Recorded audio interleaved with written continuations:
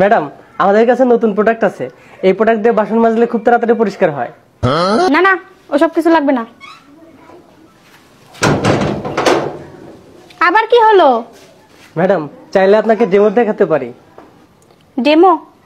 আচ্ছা ঠিক আছে, কই দেখাও দেখি তোমার ডেমো।